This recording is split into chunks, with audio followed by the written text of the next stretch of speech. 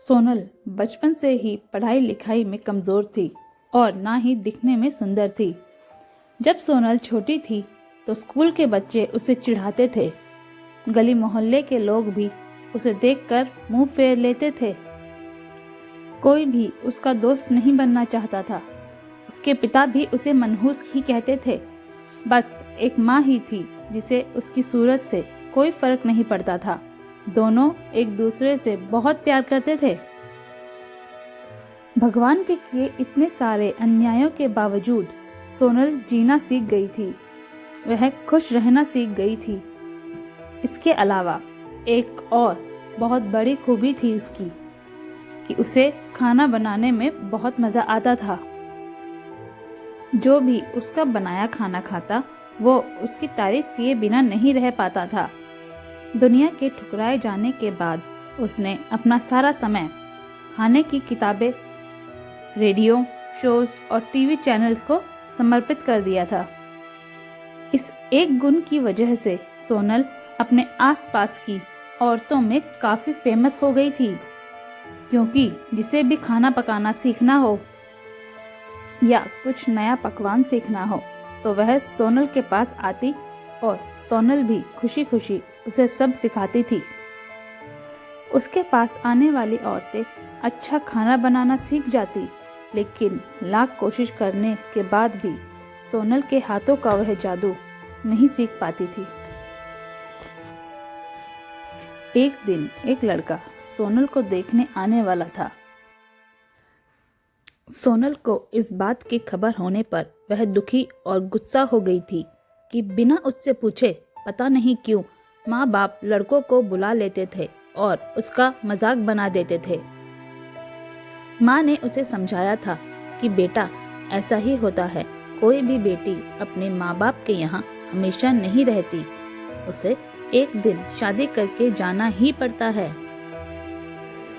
अगले दिन सोनल सुबह सुबह ही लड़के वालों के आने से पहले कहीं निकल गई थी। उस दिन लड़के वाले घर आकर माँ बाप को बहुत खरी खोटी सुनाकर गए थे। वैसे भी पापा को सोनल पर हमेशा ही गुस्सा रहता था, लेकिन उसकी इस हरकत ने उन्हें गुस्से से पागल कर दिया और पापा ने सोनल का सारा गुस्सा माँ पर उतार दिया, यह कहकर कि एक मनहूस बेटी को जन्म देकर भी तुम्हारा मन नहीं भरा था, इसलिए उसे लाड़ प्यार देकर सर पर बिठा लिया है।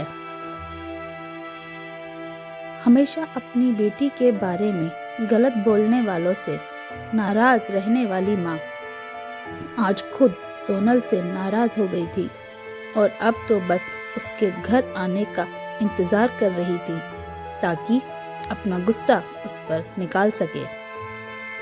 शाम होने से पहले सोनल घर पर आ गई थी, चेहरे पर खुशी, हाथों में एक चेक और एक सर्टिफिकेट लिए सोनल माँ से कुछ कहना चाहती थी, लेकिन इससे पहले कि सोनल एक भी शब्द कह पाती, माँ ने उसे सुनाना शुरू कर दिया। माँ ने कहा, सभी लोग सही थे, तुम सच में मनहूस हो, तुम्हारी वजह से हर कोई परेशान है। अच्छा होता जो तुम पैदा होते ही मर जाती, तो आज हमें ये दिन तो नहीं देखना पड़ता। सोनल माँ की बातें किसी पत्थर की मूरत की तरह सुन रही थी। सोनल ने माँ से पूछा, माँ क्या सच में तुम भी चाहती हो कि मैं मर जाऊं? क्या इतनी बुरी हूं मैं? अभी भी गुस्सा सर पर सवार होने की वजह से माँ ने कह दिया, हाँ। 1-2 मिनट बाद गुस्सा थोड़ा शांत होने पर माँ को अपनी गलती का एहसास हुआ तो सोनल के रूम के तरफ गई। सोनल ने रूम को अंदर से बंद कर लिया था, गुस्से में कुछ कर ना ले, इसलिए माँ ने तुरंत पापा को बुलाया। दोनों ने दरवाज़ा खोलने की कोशिश की, लेकिन दरवाज़ा नहीं खुला तो दरवाजे को तोड़ दिया। अपने दुपट्टे से फांसी का फंदा बनाकर सोनल पंखे से लटक रही थी।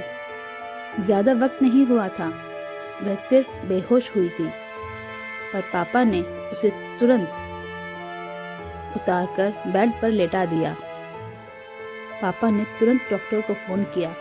तब पापा का ध्यान बेहोश पड़ी सोनल के हाथ में पकड़ी एक चिट्ठी और पास ही पड़े 5 लाख के चेक और 5 स्टार होटल के शेफ की नौकरी के लिए कंफर्मेशन लेटर पर गया, जो सोनल अपने साथ लाई थी। पापा ने चिट्ठी पढ़ना शुरू किया। मम्मी पापा, मैं जानती हूँ मैंने जन्म से लेकर आज तक ऐसा कुछ भी नहीं किया जिससे आपको मुझ पर गर्व हो,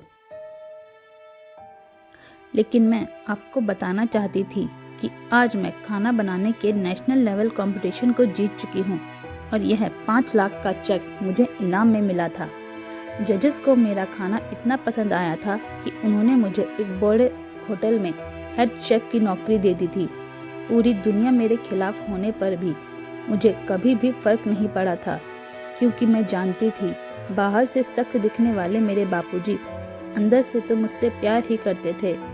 प्यार ना करते होते तो बिना मांगे मुझे कपड़े, मिठाइयाँ, पटाखे ये सब ना ला कर देते। मेरी माँ मेरे लिए मेरी सारी दुनिया थी। मेरी माँ हमेशा मेरे साथ ही, इसलिए मुझे किसी और की ज़रूरत ही नहीं थी। मेरी माँ मेरे साथ नहीं है तो मेरी दुनिया मेरे साथ नहीं है, इसलिए मैं आज दुनिया को ही अलविदा कहने जा रही हूँ। मैं भगवान से यही प्रार्थना करती हूँ कि अगले जन्म में मुझे आप जैसे ही माता पिता मिले। चिट्ठी पढ़ते हुए माँ और पापा पछतावे में डूब गए थे और बेहोश पड़ी सोनल के सर पर हाथ फेरते हुए फूट फूट कर रो रहे थे। दोस्तों, अगर आपको यह हमारी कहानी अच्छी लगी हो तो हमें कमेंट करके ज़रूर बताइएगा और हमारे चैनल को सब्सक्राइब कीजिएगा।